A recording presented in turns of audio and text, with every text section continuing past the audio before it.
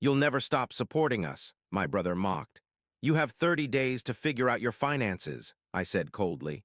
7 months later, they called me from a Motel 6. I was 23 when I became the head of our household. Not by choice, but by necessity. One minute I was a young guy with entry-level pay and big dreams. The next, I was shouldering a mortgage, utilities, and the weight of two adults who would spend the next 6 years draining me dry. For 6 years, I've been paying my mother and brother's mortgage, utilities, groceries, and more.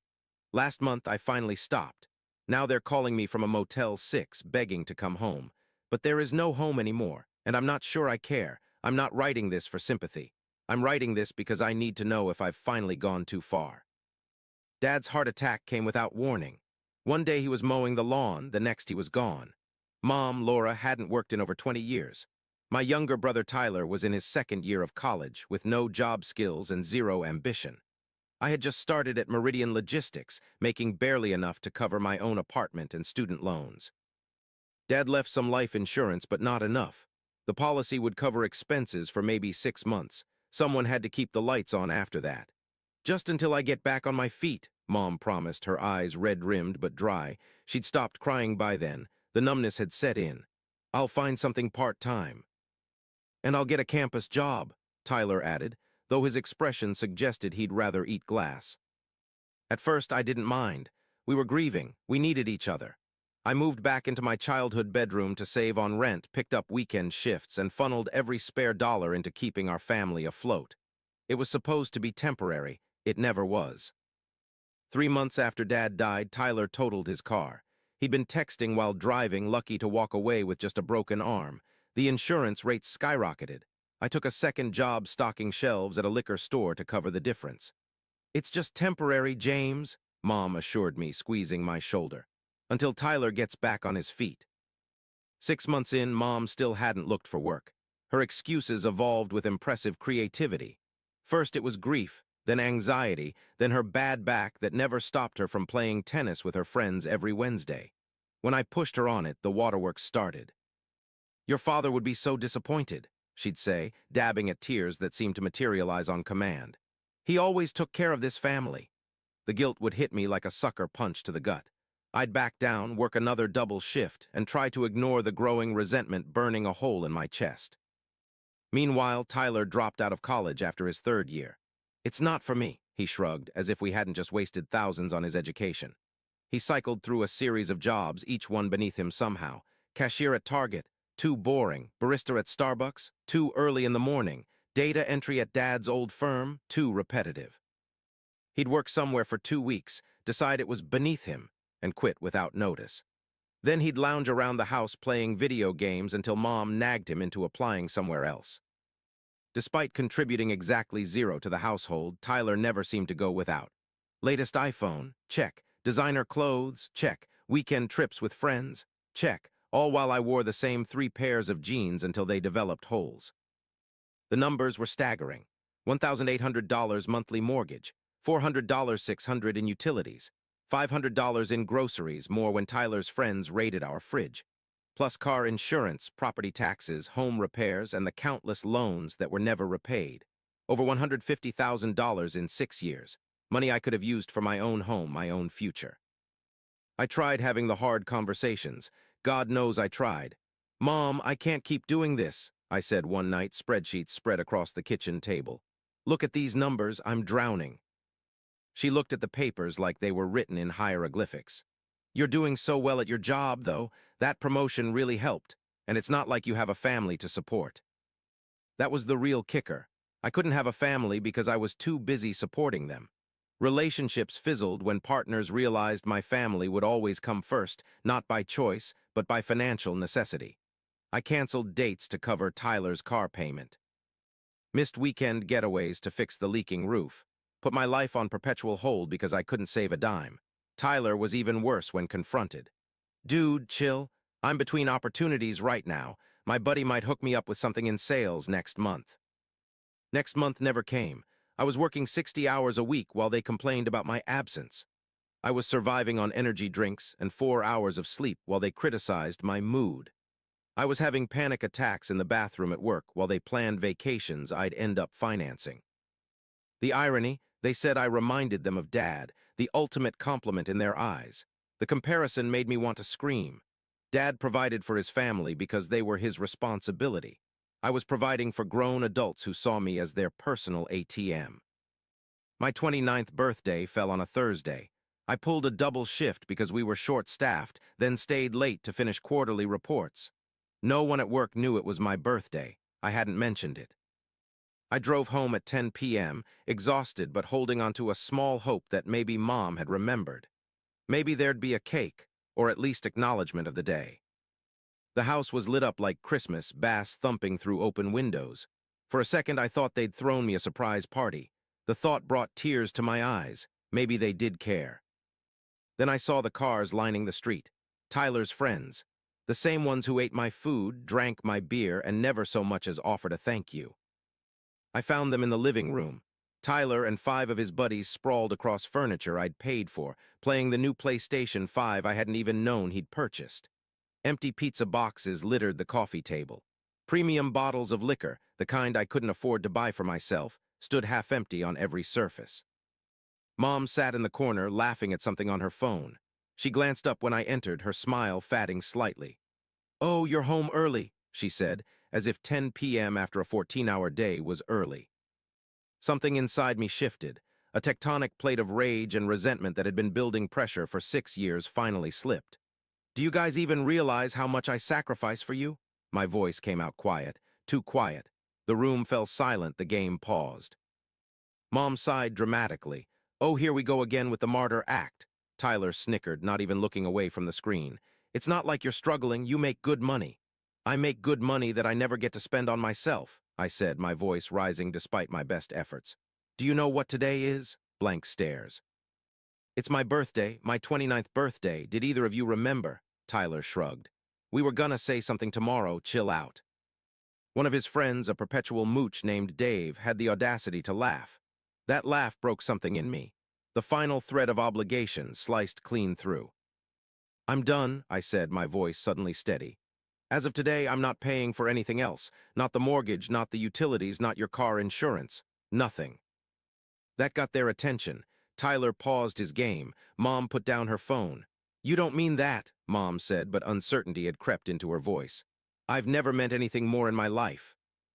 Tyler laughed then, a sharp, dismissive sound that cut deeper than he knew. "You'll never stop supporting us. You're too guilty, too responsible. Dad would be so disappointed if you abandoned us." Mom's laugh of agreement was the final nail in the coffin of our relationship. They were right, I would never stop unless I made the decision right then and there. In that moment, looking at their smug, entitled faces, something inside me just broke. All the guilt, all the obligation, all the misplaced responsibility. Gone. "We'll see," I said quietly. I walked upstairs to my room while they resumed their party. I packed 2 suitcases with essentials, clothes, important documents, my laptop.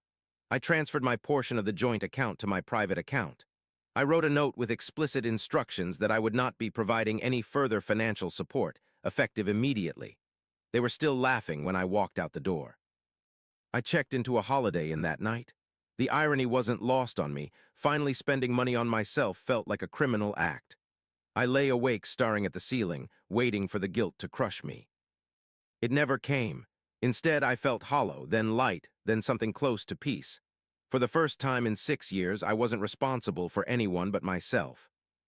The next morning, I found a small studio apartment and paid 3 months' rent up front. I canceled every automatic payment tied to their expenses. I called each utility company and removed my name. I met with a lawyer who confirmed I had no legal obligation to support my adult mother and brother. Then I sent Mom an email detailing my decision with clear timelines.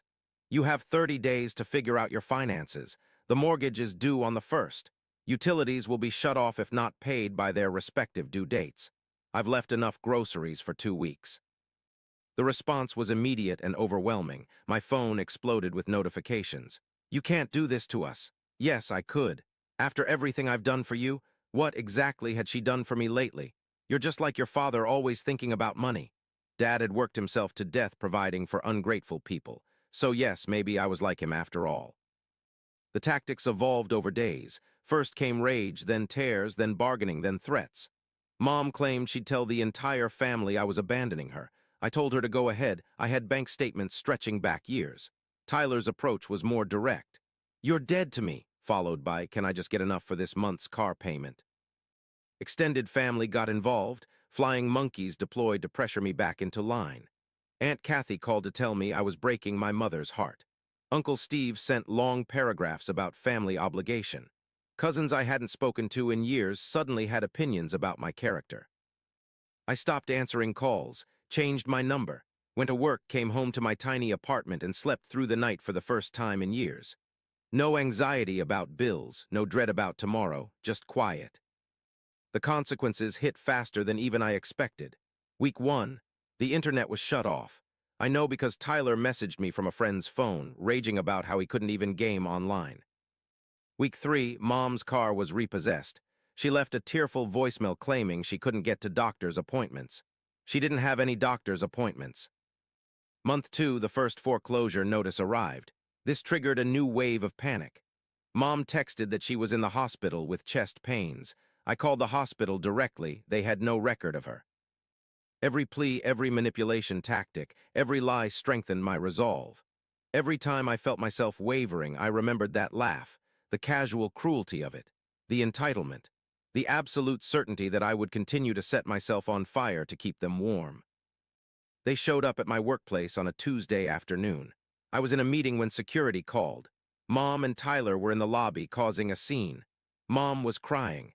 Tyler was yelling, making a spectacle designed to embarrass me into compliance. I asked security to escort them out and went back to my meeting, hands shaking but voice steady. Later, I sent a final email.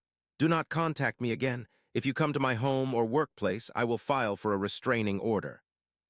That night, I cried for the first time since walking out. Not for them, but for the family we could have been. For the support that should have flowed both ways. For the 6 years I'd never get back. 3 months passed in blessed silence. I was promoted at work. All that extra energy previously spent managing their chaos now channeled into my career. I started dadding again. I began therapy to unpack the guilt that still occasionally ambushed me in quiet moments. My cousin Jamie, the only family member who understood my position, gave me occasional updates. The foreclosure process was moving forward. Mom and Tyler had briefly moved in with my grandmother until she'd kicked them out for borrowing money from her purse. They were now staying with a distant relative in a cramped 2-bedroom apartment. Tyler had been forced to sell his PlayStation and designer clothes. Mom had pawned her jewelry. The reality they'd avoided for years had finally caught up with them. "For what it's worth," Jamie told me over coffee, "people are starting to see your side. The stories they're telling don't add up, and everyone knows you supported them for years." I nodded but found I didn't really care about family vindication anymore. For the first time since Dad died, I was saving for my future instead of bankrolling their present. I'd started a 401k. I was researching first-time home buyer programs. I was living my life. 7 months after walking out, I received a text from an unknown number. "The house is gone. We're at Motel 6. Please help us." The old James would have rushed to rescue them.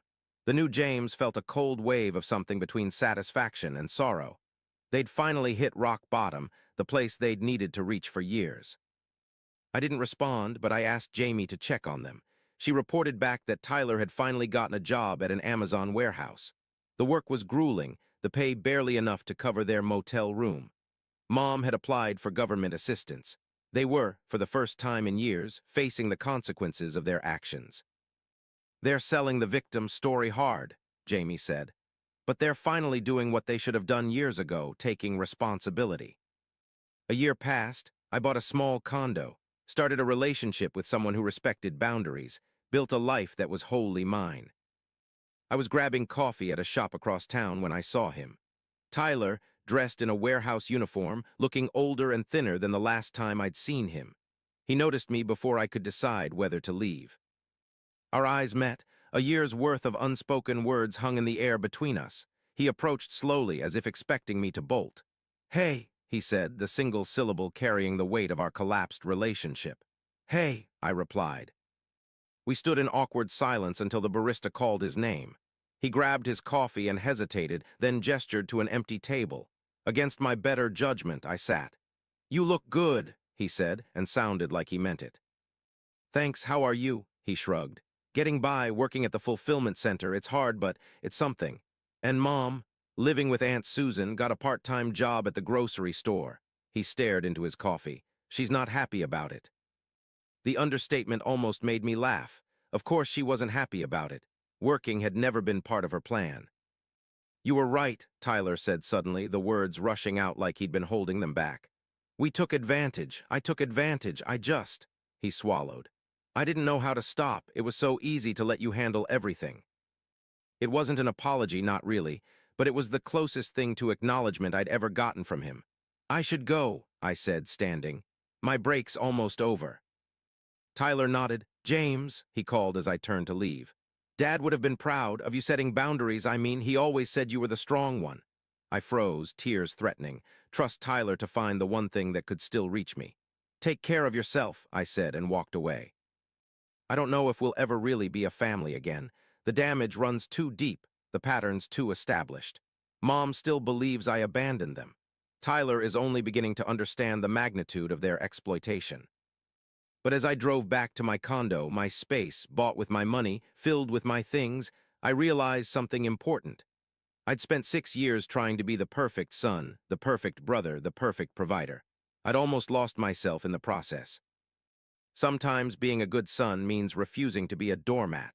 Sometimes love means walking away. And sometimes the most important person to save is yourself. They're still struggling, still living paycheck to paycheck. Part of me feels guilty, but a larger part recognizes that their struggle now is healthier than their parasitic comfort before. They're finally living in reality, not the consequence-free fantasy I funded for too long. As for me, I'm living for myself now. And for the first time in my adult life, that feels exactly right.